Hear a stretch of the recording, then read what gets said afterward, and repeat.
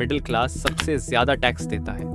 Income tax, GST, water tax, fuel tax, LPG tax, property tax, capital gain tax, road tax, toll tax, green tax, stamp duty पे tax, bank charges पे tax, import goods पे tax और बाकी सब कुछ पे tax. और बदले में क्या मिलता है? ना अच्छी सरकारी स्कूल्स, ना हॉस्पिटल्स।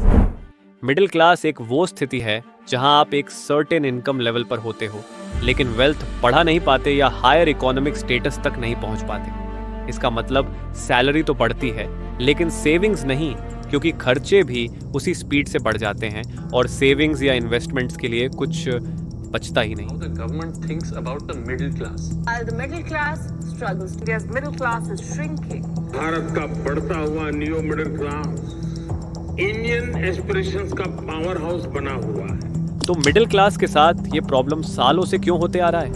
मिडिल क्लास ऑलरेडी बहुत मेहनत कर रहा है। सुबह 9 बजे ऑफिस, रात 9 बजे घर और वीकेंड्स भी ईमेल्स चेक करने में निकल जाते हैं। लेकिन सैलरी, वो इन्फ्लेशन के साथ रेस में हमेशा हार जाती है। एसबीआई के एक रिसर्च रिपोर्ट के हिसाब से 2013 से 14 में अगर कोई 5 लाख कमा के थोड़ी सी कंफर्टेबल लाइफ जी सकता था, तो 2023 से 24 में उसी लाइफ के लिए 8.6 लाख चाहिए, जबकि सैलरी में इतना इजाफा हुआ ही नहीं।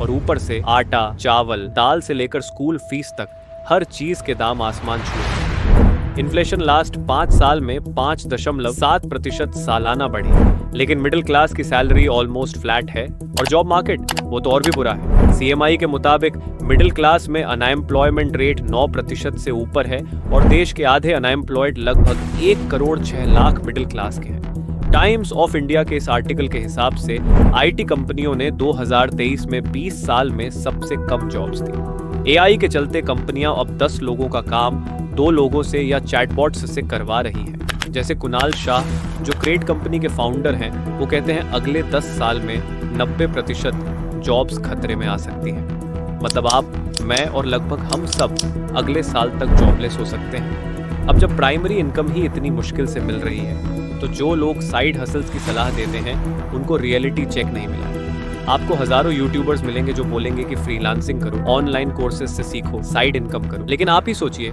अगर मार्केट में इतनी जॉब्स ही नहीं है तो साइड इनकम कहाँ से आएगा?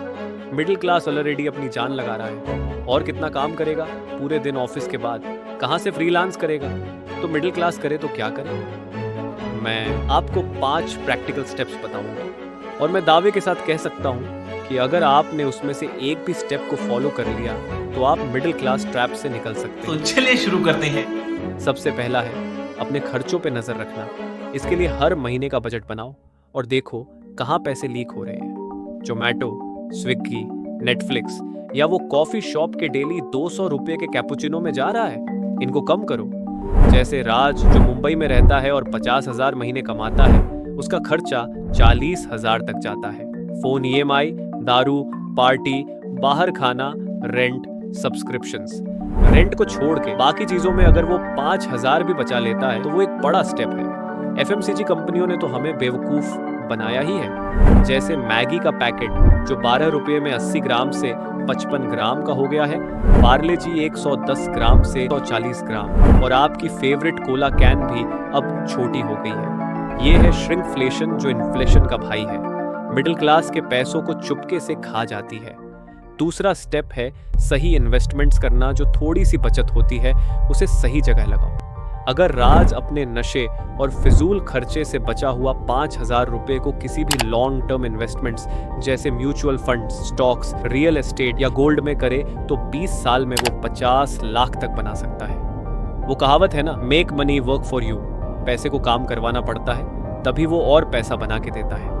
मैं आपको कोई रिकमेंडेशन नहीं दूंगा और ना ही कोई एसआईपी कैलकुलेटर में रिटर्न्स दिखाऊंगा, क्योंकि उससे रिलेटेड आपको हजारों यूट्यूब वीडियो मिल जाएंगे।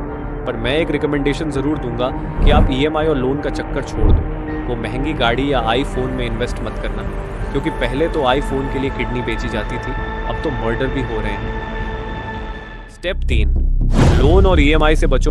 तो फोन और गाड़ी के बाद अक्सर मिडिल क्लास का सपना होता है कि वो एक बड़ा घर लेगा और अंबानी जैसी महंगी शादी करेगा। अरे अंबानी ने अपने वेल्थ का सिर्फ 5% लगाया था शादी में, और आप तो अपनी जिंदगी की पूरी सेविंग्स लगाने की प्लानिंग कर रहे हो। समाज के लिए जीना छोड़ दो, वो तो 2000 पर प्लेट का खाना खा के भी नमक की कमी निकालेगी। सरल क्रेडिट सर्वे के अनुसार 2024 में 1,50,00,000 मिडिल क्लास लोग लोन पे जी रहे थे। एक 10 लाख की कार लोन 9% इंटरेस्ट पे 5 साल के लिए लेने का मतलब 2,50,000 का पैसा एज एन इंटरेस्ट एक्स्ट्रा देना।